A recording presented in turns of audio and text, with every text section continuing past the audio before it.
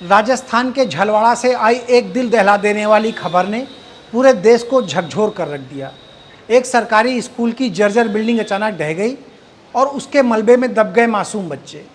7 नन्ही जाने इस हादसे में काल के गाल में समा गईं, जबकि 9 से अधिक बच्चे गंभीर रूप से घायल हैं। अस्पताल में जिंदगी और मौत की जंग लड़ रहे हैं। यह सिर्फ एक हादसा नहीं था, यह सरकारी तंत्र की लापरवाही, शिक्षा प्रणाली की अनदेखी और निजी स्कूलों को संरक्षण देने की क्रूर साजिश का पर्दाफाश है। झलवाड़ा के एक छोटे से गांव में स्थित यह सरकारी स्कूल वर्षों से मरम्मत की मांग कर रहा था।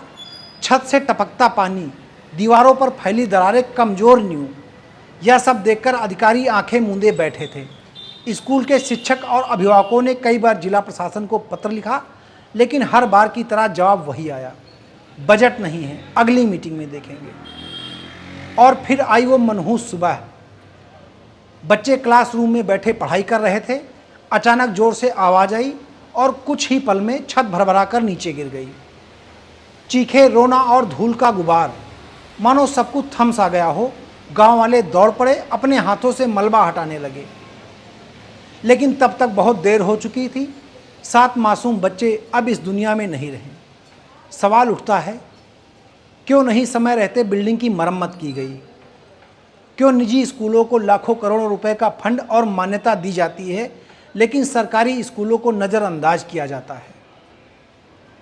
क्या बच्चों की जिंदगियां इतनी सस्ती हो गई हैं? दरअसल यह एक हादसा सिस्टम की बड़ी असफलता का प्रतीक है।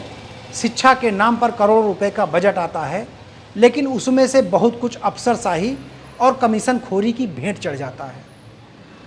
सरकारी स्कूलों को जानबूझकर अपेक्षित रखा जाता है ताकि गरीब और मध्यम वर्ग के लोगों के बच्चे प्राइवेट और महंगे स्कूलों में जाएं।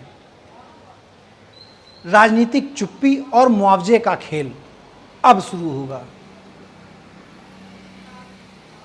घटना के बाद नेताओं के बयान आए, जांच होगी, मुआवजा दिया जाएगा, दोषियों को बख्शा नहीं जाएगा। लेकिन ये वही घिसे पिटे जुमले हैं जो हर हादसे के बाद सुनने को मिलते हैं। असल में ना कोई जांच पूरी होती है, ना किसी दोषी को जेल होती है। एक मृत छात्रा की मां ने मीडिया से सवाल पूछा, मीडिया से कहा, जो दिल को झकझोर देगा, आंखों में आंसू आ जाएंगे।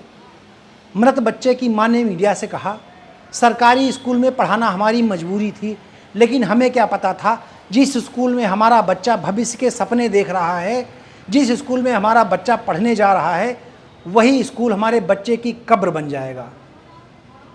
झलवाड़ा की यह घटना, यह हादसा कोई पहली घटना नहीं है, लेकिन अगर अब भी सरकार नहीं चेती तो यह आखिरी भी नहीं होगी। जरूरत है शिक्षा को राजनीति से ऊपर उठाने की। जरूरत है स्कूलों को इमारत नहीं, मंदिर की तरह समझकर संरक्षित करने की। और सबसे बड़ी ज़रूरत है इन मासूम की मौत का हिसाब मांगने की। अब शब्दों से नहीं, सिस्टम से जवाब चाहिए, वरना अगला मलबा किसी और स्कूल की मासूम बच्चों की जान ले जाएगा और हम लोग फिर वही सिस्टम का मुआवजा और सिस्टम का खेल देखते रह जाएंगे। सरकार को इस पर सोचना चाहिए, ठोस कदम उठाना चाहिए और बच्चों की शिक्षा को लेकर गंभीर होना चाहिए। प्राइवेट स्कूलों की लूट पर नियंत्रण करना चाहिए। प्राइवेट स्कूलों को लेकर नए कानून और नियम बनाने चाहिए। अगर सच में सरकार गंभीर है मध्यम वर्गीय और गरीब बच्चों को शिक्षा को लेकर, तो सरकारी स्कूलों को सुरक्षित और संरक्षित करना चाहिए। सरकारी स्कूलों की व्यवस्थाएं अच्छी करनी चाहिए। केंद्रीय विद्यालय के तर्ज पर सरकारी स्कूलों को संवारा जाना चाहिए। ये बहाना बहुत पुराना हो गया कि सरकारी स्कूल में बच्चे नहीं आते, सरकारी स्कूल में पढ़ाई नहीं होती। सरकारी स्कूलों की बिल्डिंगें जर्जर हैं, सरकारी स्कूल में डिजिटल व्यवस्थाएं नहीं हैं। इसीलिए कोई भी माँ बाप अपने बच्चों को स्कूल नहीं भेजना चाहता।